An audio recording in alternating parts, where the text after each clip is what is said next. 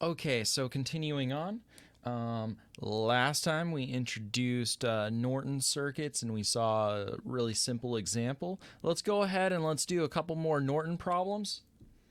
And remember the goal of a Norton equivalent circuit. We're going to come up with an equivalent circuit that behaves every which way to the original circuit. So let's go ahead and let's give ourselves a voltage source.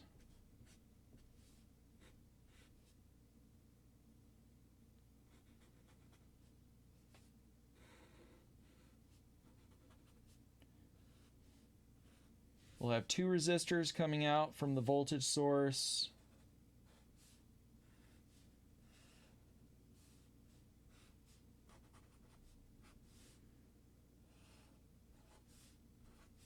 And it comes out to the terminals A and B. And let's see, we'll do 30 ohms up here, 9 ohms over there, 12 ohms here, 12 ohms here. Okay, and remember, the goal of a Norton equivalent circuit, we want to reduce it in terms of a single current source and a shunt resistance. So we want to turn this into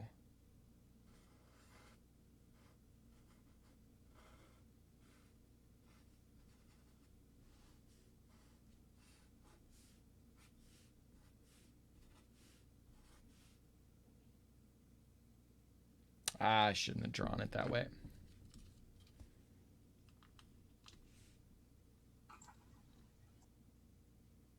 Well, actually, that was fine.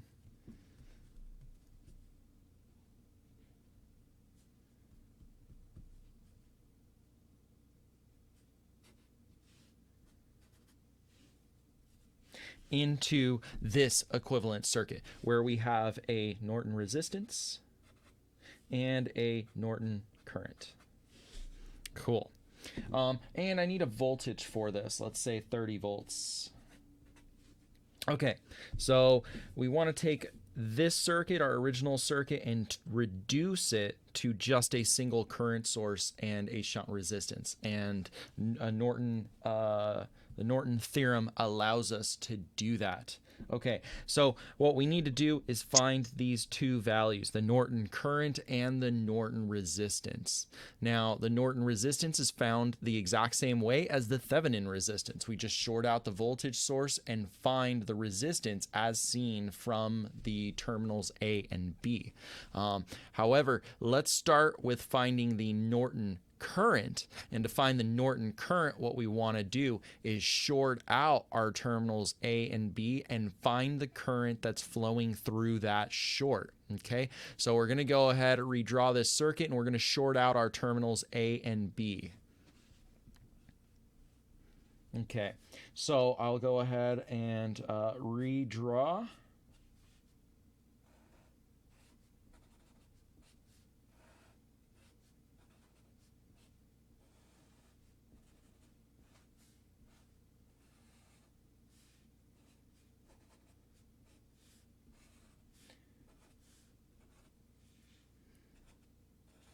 $30, 9, 12, and 12, and give ourselves that 30 volt source. Okay, so we're going to go ahead and we are going to short out our terminals A and B.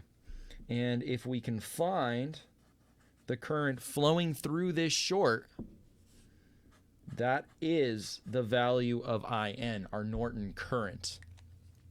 So, okay, how do we figure this out? How do I figure out the current flowing through this short?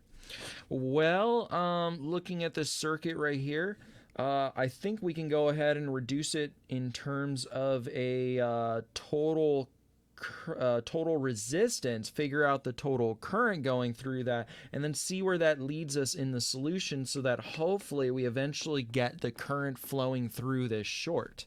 At least that's the hope. So let's go ahead, let's do that.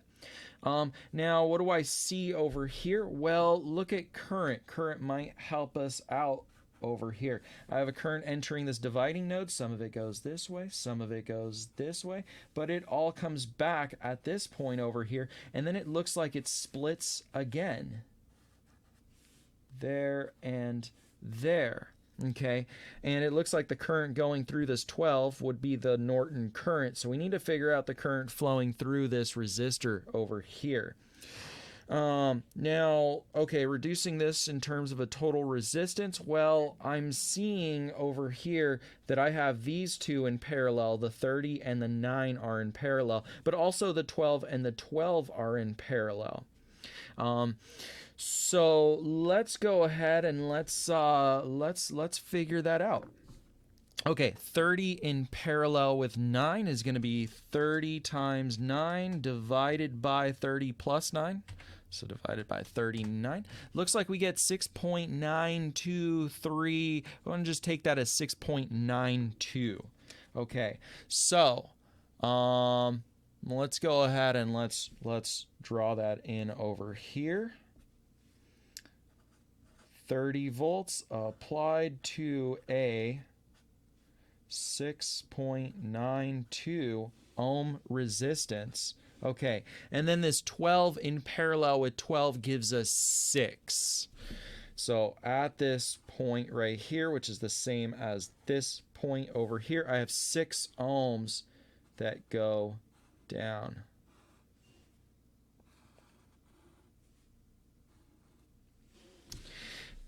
Cool. Okay, now let's go ahead and let's figure out what the total current is flowing through this. I just have 2 resistances in series. So 6, sorry, what's up? Okay, so I have 6.92 plus 6, so I have 12.92. So 30 volts divided by 12.92 should give me the total current. So let's do 30 divided by 12.92 gives us 2.3219. We'll just take it as 2.32 amps. 2.32 amps of total current. Okay, well, what is that?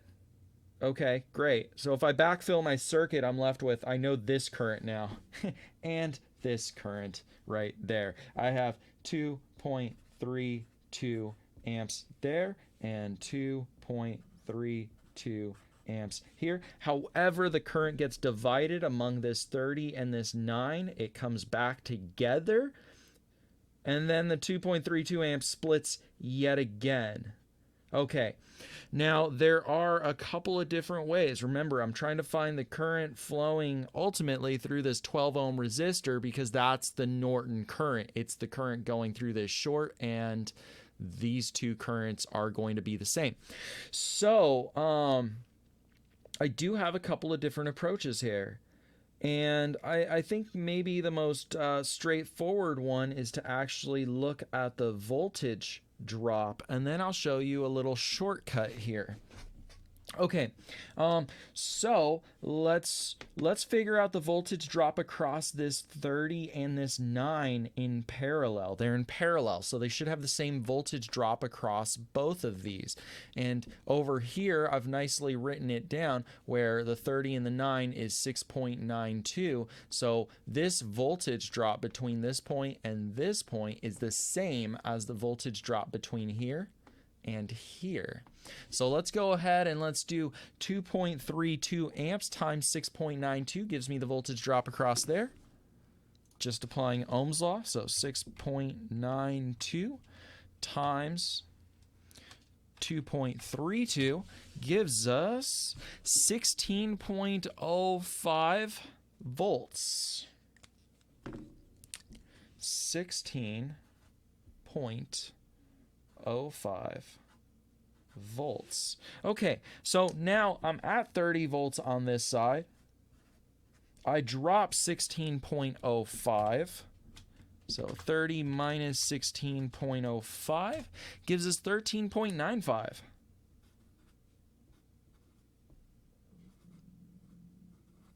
Cool. So I have 13.95 at this junction between the 6.92 and the 6. So right at this point, I have 13.95 volts.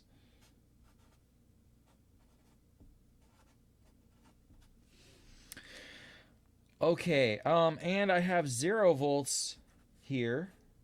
I have 0 volts here. I have 0 volts here. So if you look at the voltage drop across that 12 ohm, it's just 13.95. So if I want to figure out this current, I can just take 13.95, divide it by 12. Looks like we get 1.16. I am rounding here. 1.16. That is our Norton current. So I can go back to my Norton equivalent circuit, and now I can just plug that value in. IN is equal to this current, 1.16.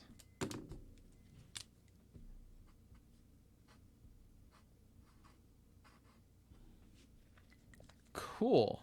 Okay, now there is another way I could have figured this out. I have two equal valued resistances here, so I expect that this 2.32 amps splits here.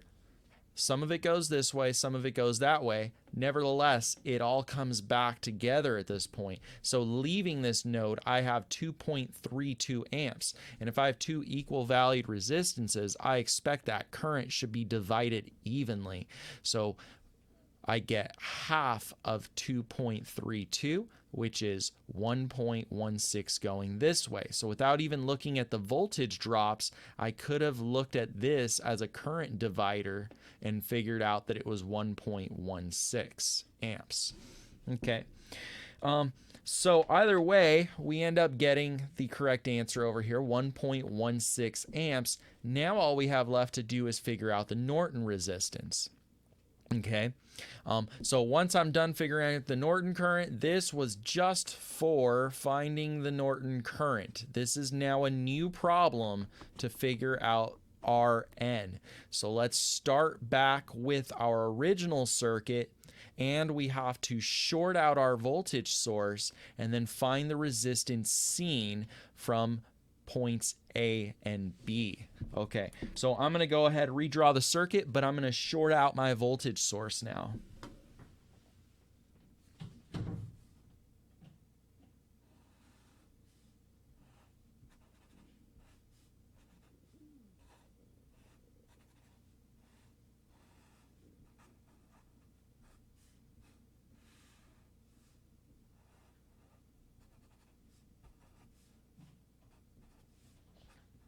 Twelve, 12, 9, and 30.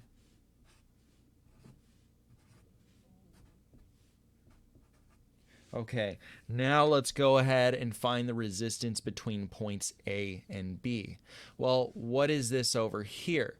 Now, if I'm having trouble seeing the parallel series relationships in this, I could always draw out the current or imagine that current is flowing from A to B. There is no current flowing from A to B right now because we don't have a voltage source. The voltage source creates that voltage potential, which causes the current to flow. Okay, the analogy I like to think of as far as like voltage causing current to flow, think of a tsunami, right? It's the earthquake that causes the tsunami. The voltage is what causes the current to flow. So, but nevertheless, if I want to pretend that current is flowing, well, current flowing from A to B,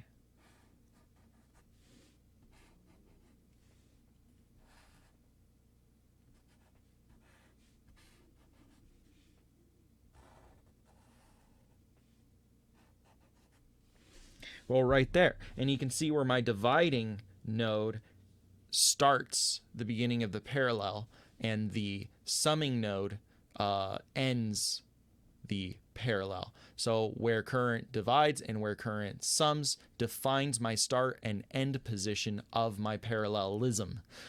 So right now, this 30 ohms is definitely in parallel with this 9 ohms, but also these two are also in parallel with 12. So let me go ahead and just do them one at a time because I don't like punching in that rather large inverse equation into my calculator. So I'll just do them one at a time. 30 in parallel with 9 is, well, that is 6.92. We already solved for that. And we found that 30 times 9 divided by 39 gives us 6.92. So I now have 6.92 in parallel with 12. So let me go ahead and draw that as an interim step over here. 6.92.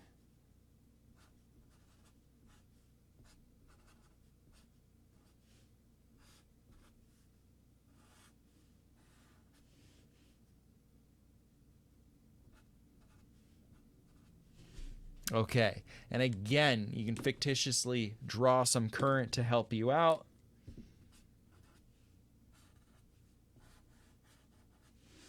Where it divides, where it sums back together, defines my start and end of my parallelism. So over here I have 6.92 in parallel with 12. So let's do 6.92 times 12 divided by 6.92 plus 12. It gives us 4.39. Okay, so we now have 4.39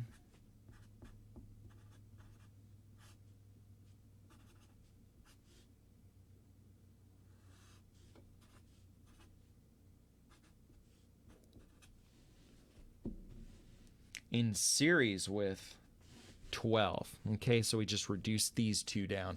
So we have 4.39 plus 12 gives us the resistance as seen between points A and B. That is my Norton resistance. So let's do 16.39.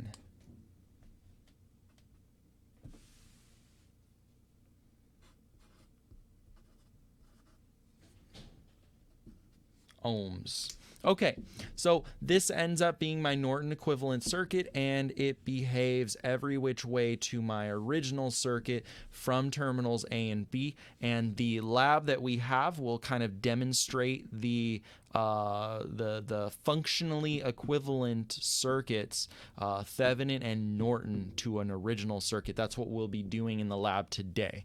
Okay, so that's a simulation lab, and just follow through those steps once we get to lab, and we'll derive both a Norton and a Thevenin equivalent circuit for a new circuit to practice on. Okay, so I guess, do I have any questions about this, about Norton equivalent circuits in general, or anything in regards to this circuit and how we solved it?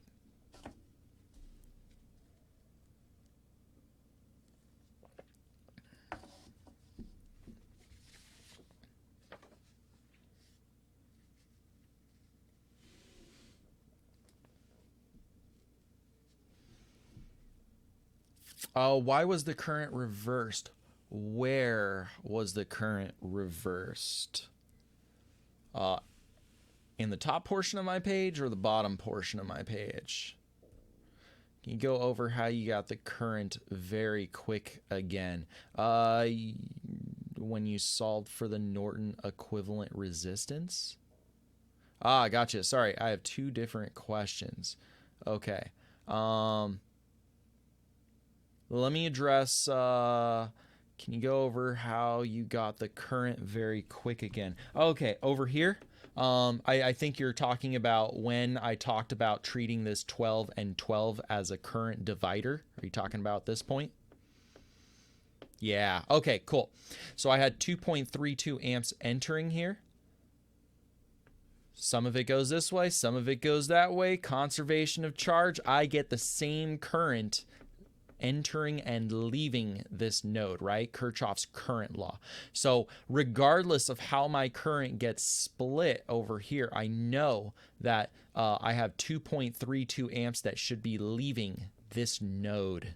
And since I have two equal valued resistances, they're both equal to 12, I expect that the current should get divided in half. So if I have 2.32 amps that should be distributed between this 12 and this 12, given that they're both equal valued resistances, I expect that half of it goes this way and half of it goes that way. So I get 1.16 amps through there, and I get 1.16 amps through here. And if I add those two up, 2.32 amps. So now it's just an extension to go, well, I'm just looking for the current going through this short, so 1.16 amps should be going through here. Absolutely, this short is in series with this 12 ohm. Okay, so hopefully that addresses that. And I had another question. Go over how you got okay, when you solved for the Norton equivalent resistance, why was the current reversed through the Norton? Oh, gotcha. Okay. I am pretending to run current from A to B. Okay. It's not that there is any current. It's not that the current's going backwards. It's just that for the sake of helping me realize what's in parallel and what's in series. So keep in mind, I still get a lot of questions regarding I'm having trouble seeing parallel, I'm having trouble seeing resistance. So when I say pretend to run current, I'm just saying use that as a tool to help you identify what's in parallel, what's in series. So I am pretending that this exists here. Okay, if I fictitiously, if I imagine that I have a voltage source attached to terminal A and B, and I run some fake current through this circuit, it helps me to identify parallel and series. I could have, for this case, for the sake of just helping me identify parallel and series, I could have flipped this upside down. Positive could be down here, minus could be up here. I could run the current in this direction and it would still serve its purpose as providing an aid to me to identify the parallel and series. Okay, does that kind of help?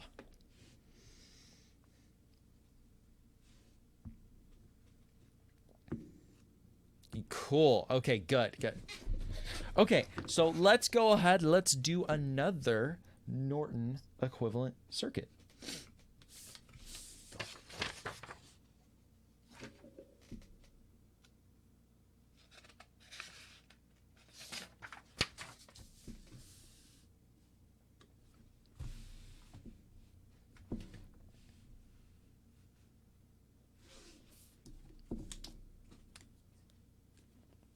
Okay, let's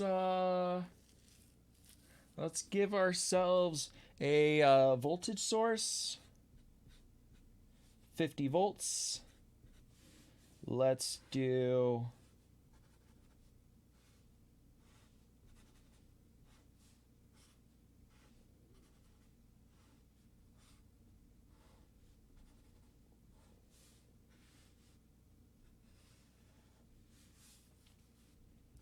ohms, 20 ohms, 20 ohms, and 51 ohms. Okay, and we need some terminals here.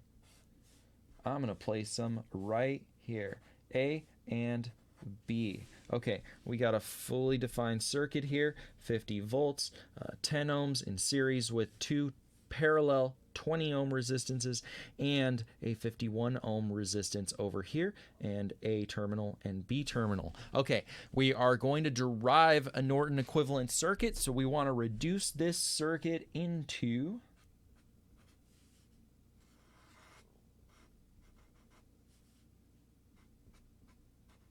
a Norton current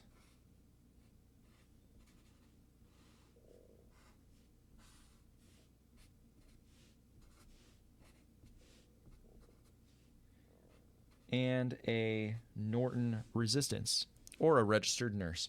Okay, let's go ahead and let's try to find the Norton current first. Find the Norton current, we're going to short out terminals A and B, find the current flowing through that. So let's go ahead and redraw this.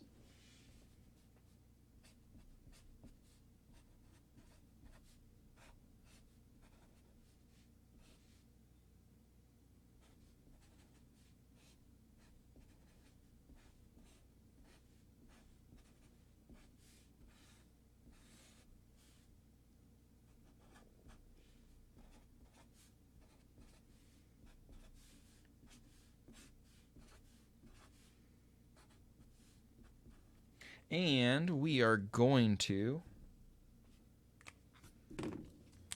short A and B and find the current flowing through it.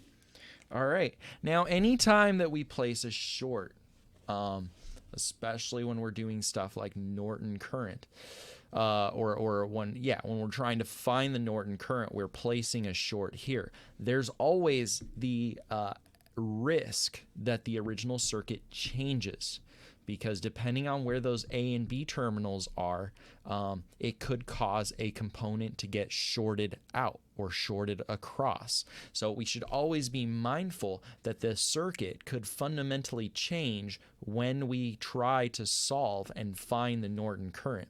So I emphasize that now, because what did we just do?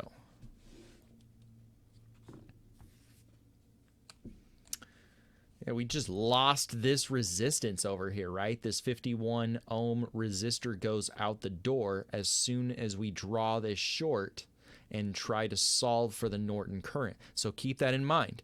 We need to remove this resistor now that we have this short present in there. So let's go ahead and let's fix the circuit to reflect what just happened.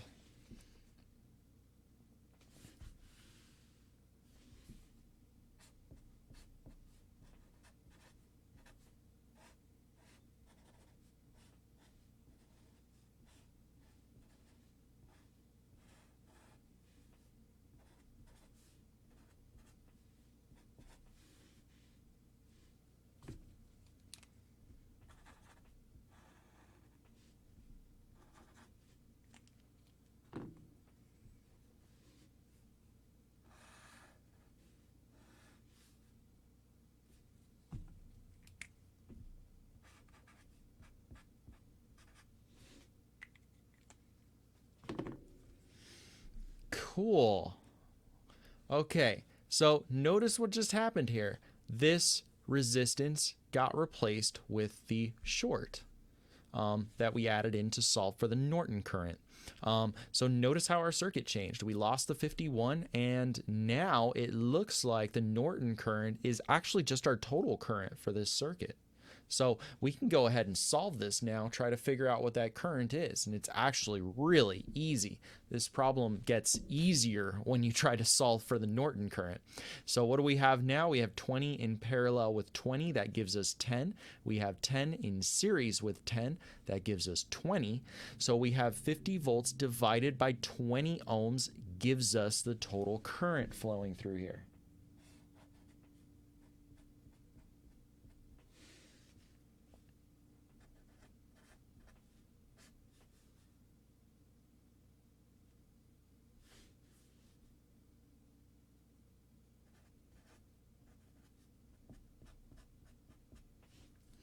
So what does that end up being? 2.5 amps.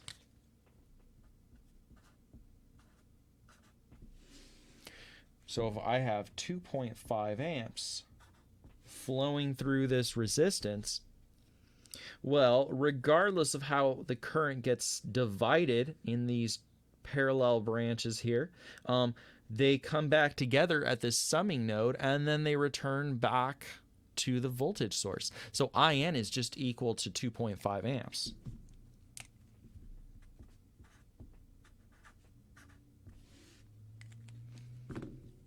Okay, so we already figured out IN. Let's go back to our original circuit and let's plug that in. 2.5 amps. Okay, any questions about this? Any questions with the short?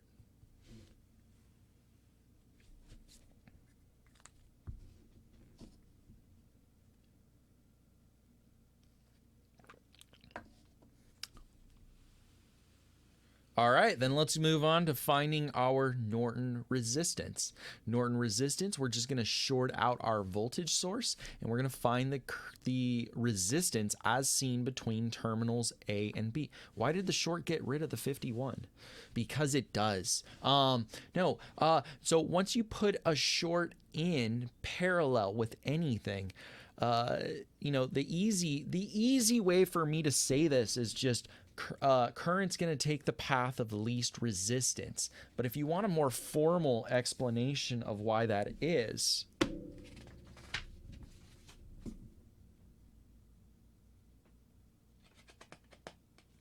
let me do something here.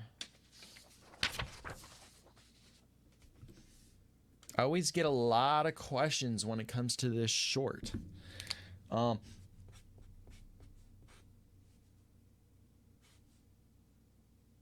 Let's do...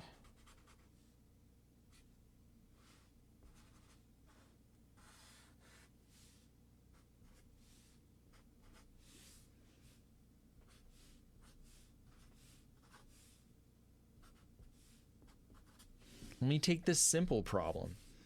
If I put a short between A and B, I just added an extremely low resistance path between A and B, and it's directly in parallel with this. So if you think about current going into this dividing node, I'm going to get some current that goes this way and some other current that goes this way.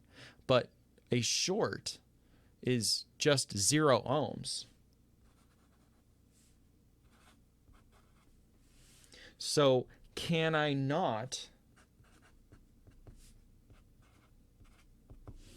solve this as two resistances in parallel? Yeah, absolutely. Why not?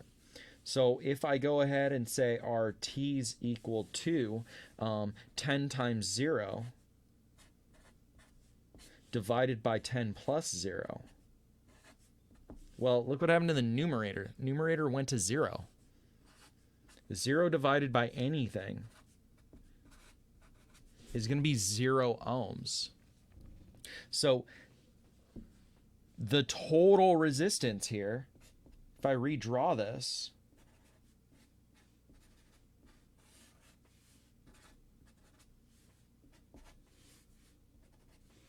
it's 10 ohms in series with 0 ohms, right? Because the short was in parallel with this resistor.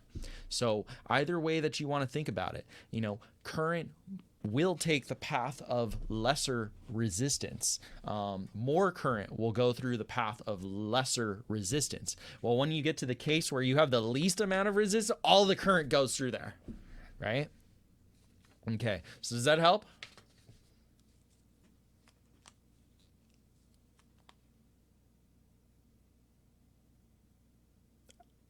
Cool. Okay.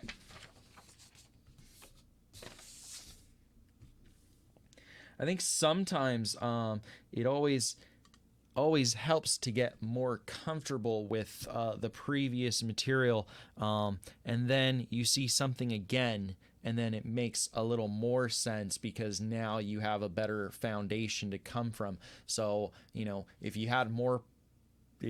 got a lot of practice before that exam, and now afterwards, things that you look at now, it's kind of like, oh, okay, you have a better foundation to work off of, and things will click and make more sense. So that's always good. I do not mind going over these fundamentals as we progress through the class. The whole point of this class is to build up a good foundation so that 311 makes a lot more sense. Okay. So, where were we? Well, we figured out the Norton current. We were solving, I think we were solving for the Norton resistance. We haven't started that yet. So, let's do that.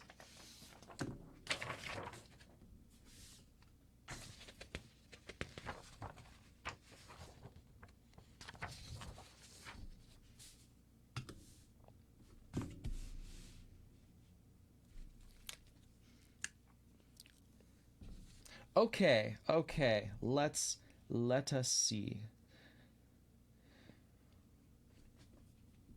Okay, so we are going to short out our voltage source and find the resistance between points A and B. So let's go ahead and let's do that. I'm going to redraw the circuit just with a short in place of our voltage source.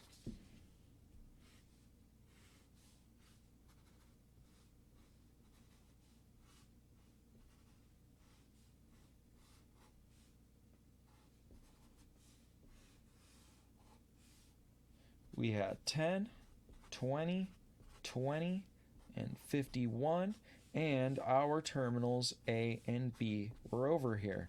This is a new problem, so don't rely on your previous solution. Fundamentally different than when we were trying to solve for our Norton current. Don't fall into that trap of trying to reuse stuff. Just treat it as a whole new problem. Okay, we short out our voltage source. We're left with this. Now let's find the resistance as seen between points A and B. Okay, how can I go ahead and reduce this? Well, it looks like I got 20 in parallel with 20. And again, if I have difficulty seeing that, run some fake current through this. You'll see that right away. Okay, the current goes here and divides, comes back together. This point. Okay, so we have 20 in parallel with 20. That gives us 10. Now that 10 is in series with 10. That gives us 20. So we have 20, it looks like, in parallel with 51. Nevertheless, let me do some redrawing here.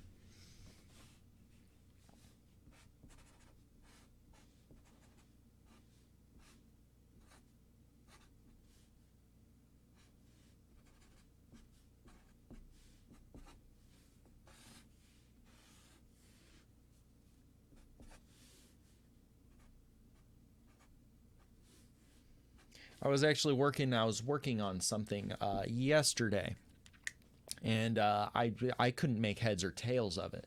I just had to keep redrawing and redrawing until all of a sudden I was like, oh, I see the relationship, right? So redrawing really is a good tool for practicing and trying to understand what's going on. Just rearranging things geometrically causes them to really help your understanding quite a bit. So if we see the 20 and 20 in parallel, that turns into 10. We now can see, oh, I forget to draw in my B terminal. Okay, so now I can see I have 10 in series with 10, and again, if I need to draw some fake current to help me out here, let's put in a voltage source. I get some current that goes here. Current always wants to go from a higher voltage to a lower voltage. In this circuit, the highest voltage would be here. The lowest voltage would be here. So current's going to try and go from A to B. Well, the only way it can do that is like this. So now we can see the current is the same through this 10 ohm and this 10 ohm. These two must be in series. So let's go ahead and let's reduce this down.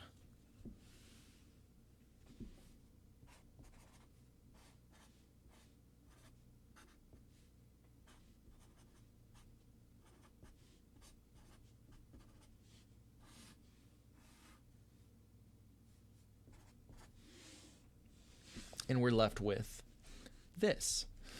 The two series 10 resistances add up to 20. We have 20, and now it's real clear. These two are in parallel. Okay, so I have 20 in parallel with 51. Let's go ahead and let's solve that. 20 times 51 divided by 71 gives us 14.37.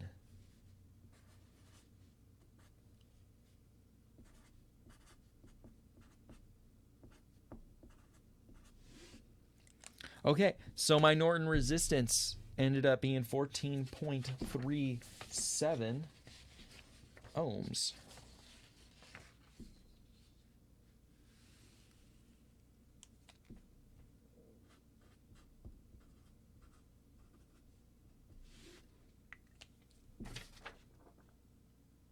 Cool.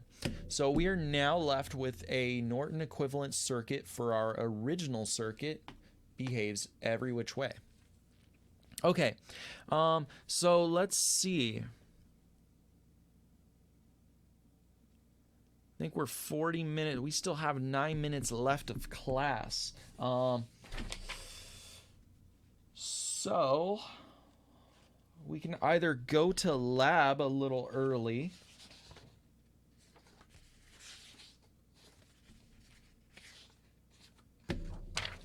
or I don't know. What do you guys want me to do? Are there any questions I can answer?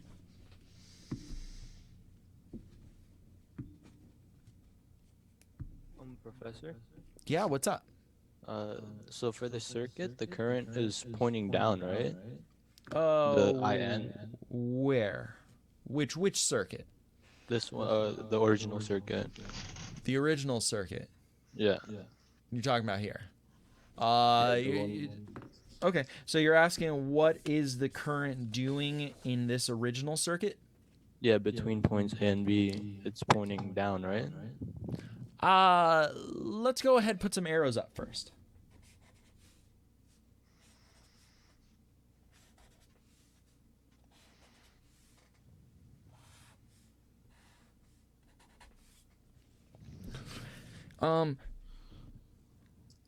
There's technically no current going through A or B or anywhere along these wires.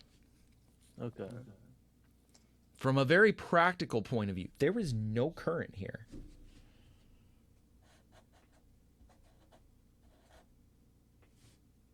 Oh, okay. I see. Right? Yeah. Yeah, I know it gets a little confusing after a while. Yeah, there's no current. There's wire. There's a voltage. Absolutely, there's a voltage between A and B. I have the potential to cause some current to flow, but since there's no path here, there's no current along this wire. Now, in a very real sense, let me grab something to point with. In a very real sense, I have current going here and through here. And instead of current, let me just say electrons. I have electrons flowing through here, and then the electrons, some of them go this way, some of them go this way. All along the wire, I have movement of electrons. Now, we know electron flow actually goes in the opposite direction, but nevertheless, we have electron movement going on in here. And then over here, I have electron movement in this little spot here because the current has to go this way through the completed circuit. But at this node, directly to the right of this wire, there's no movement of charge going on. There's no current flow. There's no electrons wiggling. There would be a voltage if I measured it because there's the ability for the electrons to flow. But in lieu of having a connection here, there's no current. What makes Norton and Thevenin equivalent circuits useful? Like, what are they used for? Okay. Love questions like this. You'll have to wait till 3:11. No, okay. So, in fact, I was just working on something that Norton and Thevenin equivalent circuits, both of them actually put together, which is when you merge Norton and Thevenin, you are actually starting to describe Millman's theorem. That it is the easiest way to analyze certain situations. So why not? Let me pull this up.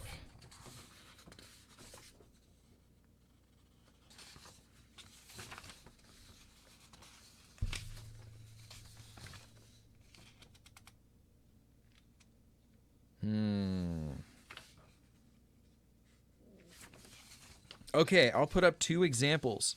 These are incredibly useful circuits, and you won't know why just yet. This is a topic that I cover in 311.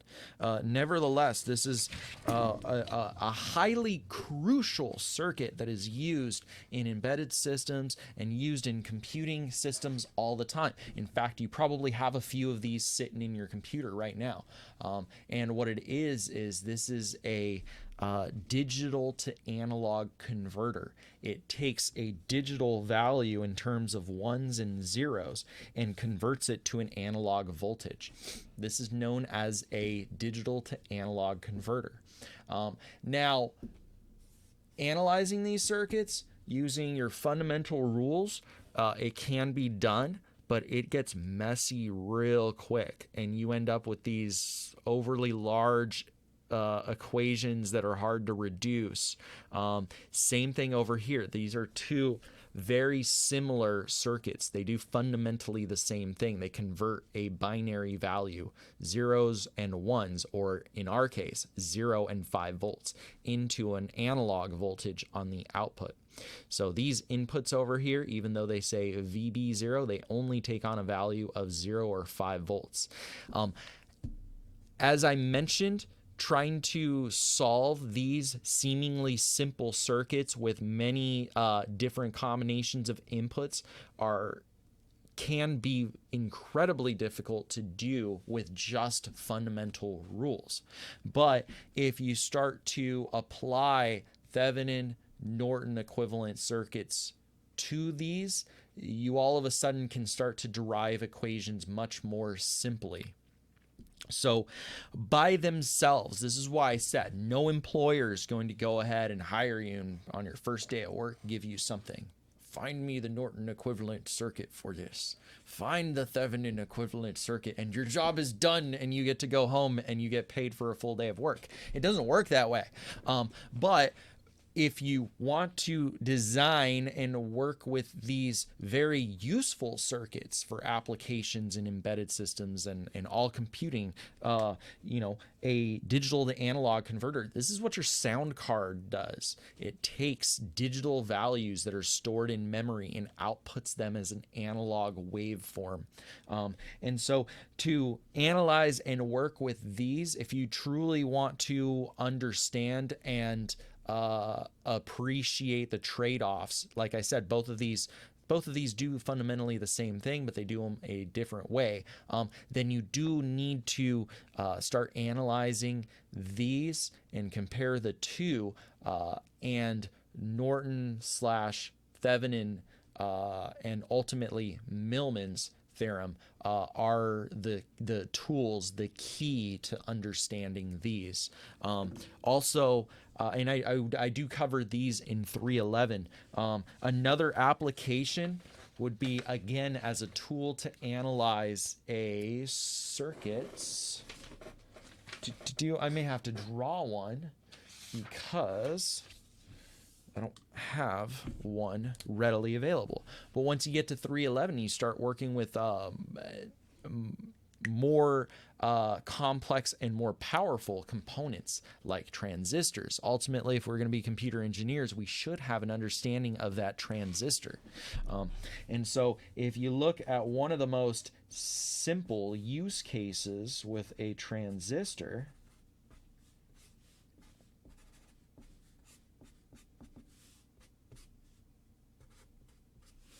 you look at a circuit like this, and we don't know how this works yet, but nevertheless, if you look at the circuit from this, you look at it and you're like, how can I solve that? And there are some approximation techniques, but there are some better techniques as well that give you more accurate answers. And so in this case, you can actually do a very simple Thevenin equivalent circuit for the front half of this. If I go ahead and take this, I have a voltage applied. Now I drew it this way, but you can.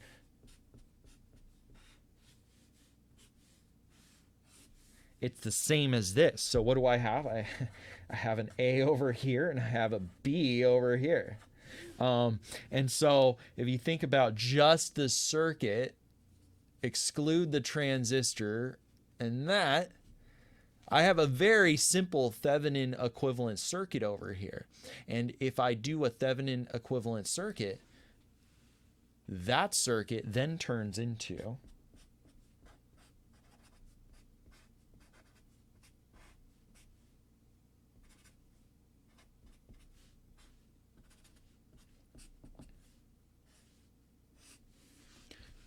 this, right? A VCC, a voltage source, a constant voltage source with a series resistance. And converting this is so easy with Thevenin, and it turns into this. Well, if I can turn this into this, this is a much easier problem to solve. I can solve this much easier than I can my original circuit. So there is power behind Thevenin and Norton. Unfortunately, without more understanding, you can't see the powerfulness of these conversions just on their own. Just on their own, they appear to be academic. It just seems like busy work. And I promise you, I'm never trying to just give people busy work. I'm trying to give people practice and tools that they can then use for more practical applications. But yeah, no, great question. It's hard because it's like, you know, you got to crawl before you can run.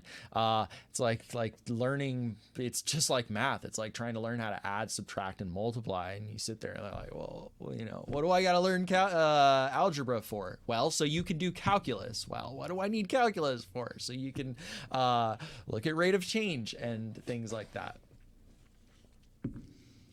But yeah, so hopefully that provides a little bit of an insight.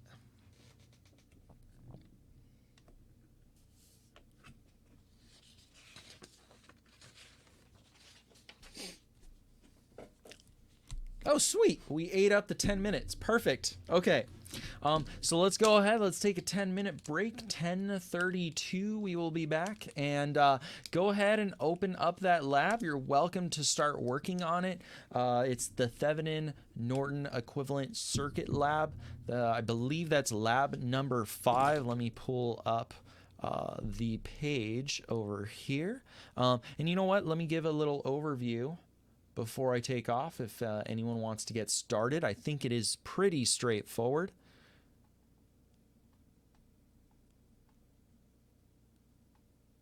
Yeah, Lab 5, Thevenin Norton, right here. If I click on that, opens it up. Okay, we're going to be working with this circuit.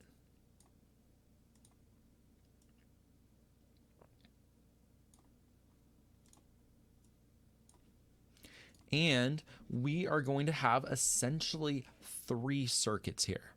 We have an original circuit, or the OG circuit, and then we also have a Thevenin equivalent circuit for this circuit from points A and B, and we have a Norton equivalent circuit that we derive from this original circuit.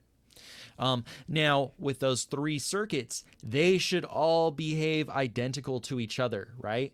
If Thevenin is the same as the original circuit, and if Norton is the same as the original circuit, then the Thevenin and the Norton should be equivalent to each other as well. And so we will end up with 3 circuits that look the same. Now, how do we actually demonstrate that those 3 circuits all perform identically?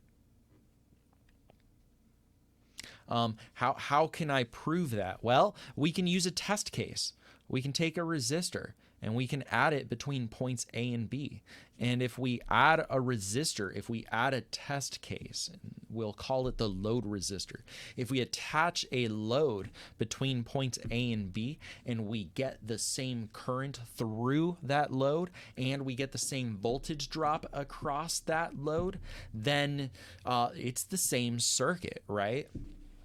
So that's what we're going to be doing here. And if you're having trouble seeing that, just follow through the steps. I've kind of rewritten this about 5 times, and I think this last incarnation is really the most textbook cookbook way to follow through this. And all of your results get put into this little table at the end. And before somebody asks me in lab, yes, all VRL should be the same for all of these, and all IRL should be the same for all of these. So the voltage across that test resistor should be the same for the original circuit, whether you're calculating it by hand or whether you're punching it into LT Spice. And the same for the Thevenin and the Norton versions of it. Now, somebody asked, can you teach us how to make Thevenin and Norton circuits on LT Spice? Well, not really, because there is no function inside of LT Spice that says convert my circuit to its Thevenin equivalent. So that's something you would have to do and calculate by hand, and then you re-enter that into a new schematic on LT Spice. Is step 1 we are finding VR4 and IR4 in step 1? No, you are finding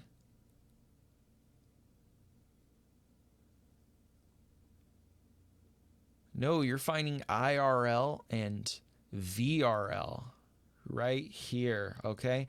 And fill in the table at the end of the lab handout with VRL and IRL. Now, you may have to find VR4 and IR4 for the sake of figuring out what IRL and VRL are. Like, absolutely, you may have to find those values. But all that step 1 is asking for is for the voltage across the load and the current through the load. So solve the above original circuit with a load resistor of 1K ohms connected between terminals A and B. So if you're solving this by hand, you're going to redraw this circuit and you're going to put a resistor between points A and B. You're going to add a resistor here on your paper. And it's going to have a value of 1K ohms, and you will solve for the current going through that 1K ohms as well as the voltage drop across it. So just redraw the circuit and draw yourself an added resistance over here. Okay?